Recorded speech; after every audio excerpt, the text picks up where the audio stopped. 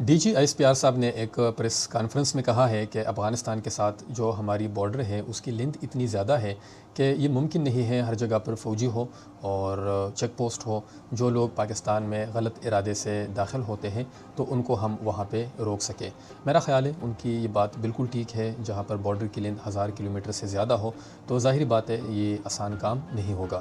دوسری بات جو امپورٹنٹ ہے وہ یہ ہے کہ اس علاقے کا جو پورا انفراسٹرکچر ہے، جو جس طریقے سے وہاں پر پہاڑ ہے اور یہ پورا علاقہ ہے، تو یہ ایک مشکل کام ہے. اور آپ سب جانتے ہیں جب اس علاقے میں انگریز آئے تھے اور انہوں نے لڑائی لڑی تھی، ان کو اتنی بری مار پڑی تھی کہ جو لوگ وہاں پر پھر زندہ واپس گئے تھے وہ سارے نفسیاتی مریض بن چکے تھے، وہ مینٹل کیس بن چکے تھے، وہ اپنا علاج کرواتے تھے.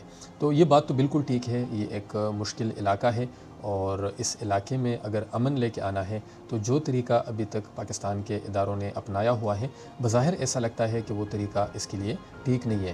اور جو وہاں کے پشتون ہیں، جو لیڈران ہیں، جو مشران ہیں، وہ بھی یہی کہتے ہیں. وہ کہتے ہیں کہ اگر اس پالیسی سے اس طریقے سے امن آ سکتا تھا، ملٹری آپریشنز اس کا حل ہوتے تو اب تک امن آ چکا ہوتا. اب تو 15-20 سال ہو چکے ہیں، بہت زیادہ ملٹری آپریشنز وہاں پر کیے گئے ہیں. اور سب سے انٹرسٹنگ بات یہ ہے کہ فار ایگزامپل جس طرح TTP ہے، تو بجائے اس کے کہ ان کی تعداد کم ہو، ان کی تعداد بڑھ رہی ہے. 1000 سے بھی کم ان کی تعداد تھی اور اب کچھ رپورٹس کے مطابق ان کی تعداد 40,000 کے قریب پہنچ گئی ہے. تو پھر اس کا حل کیا ہے؟ یہ بڑا انٹرسٹنگ سوال ہے. اور جہاں تک میں نے اس علاقے کو دیکھا ہے، پڑھا ہے، پچھلے 10-15 سال سے میں اس کے اوپر اپنی ریسرچ کر رہا ہوں. اس علاقے کو میں باقی دنیا کے ساتھ جب کمپیئر کرتا ہوں، جو اس کا سلوشن مجھے نظر آتا ہے تو میں ایگری کروں گا ان مشران کے ساتھ، ان لیڈران کے ساتھ. جس طرح فار ایگزامپل محمود خان اچکزئی ہے، جو بات وہ کرتے ہیں، وہ کہتے ہیں کہ پشتونوں نے آپس میں، چاہے وہ پہاڑ ہے، چاہے وہ زمین ہے، چاہے وہ پتھر ہے، چاہے وہ درخت ہے، پانی ہے، سب کچھ آپس میں تقسیم کیا ہوا ہے. اور انسان کو تو آپ چھوڑیں، پشتونوں کے علاقے میں ان کی مرضی یا ان کے اجازت کے بغیر یعنی کہ کوئی جانور بھی وہاں پہ داخل نہیں ہو سکتا. وہ ایک دوسرے کے جانور تک جانتے ہیں کہ یہ کس کا جانور ہے اور یہ کس طرف جا سکتا ہے، کس طرف یہ نہیں جا سکتا.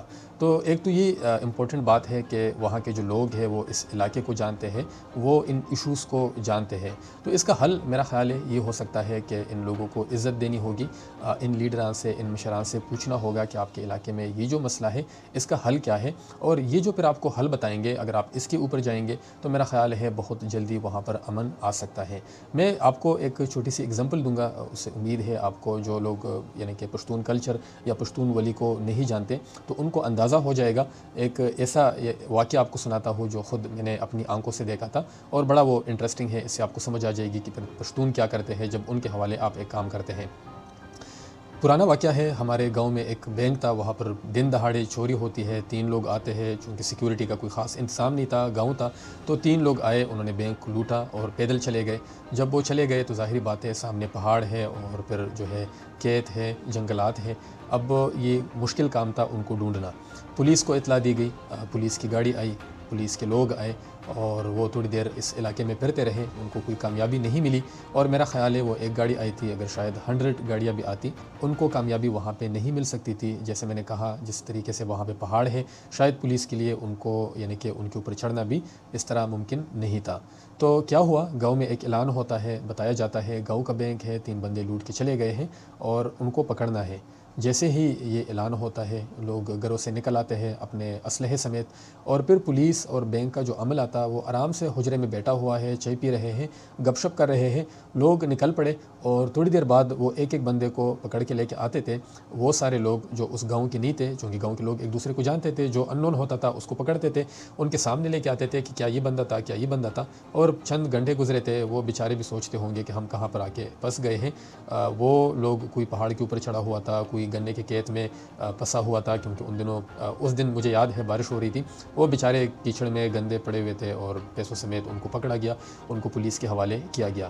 تو یہ پشتون اپنے علاقوں کو جانتے ہیں، اپنے پہاڑوں کو جانتے ہیں، اپنے لوگوں کو جانتے ہیں. ان کے اوپر اگر آپ ٹرسٹ کریں گے اور ان سے اگر آپ پوچھیں گے کہ اس کا حل کیا ہے تو آپ یقین کریں بہت جلدی ان علاقوں میں امن آ سکتا ہے. اور جب ان علاقوں میں امن ہوگا تو ظاہری بات ہے پورے پاکستان میں امن ہوگا.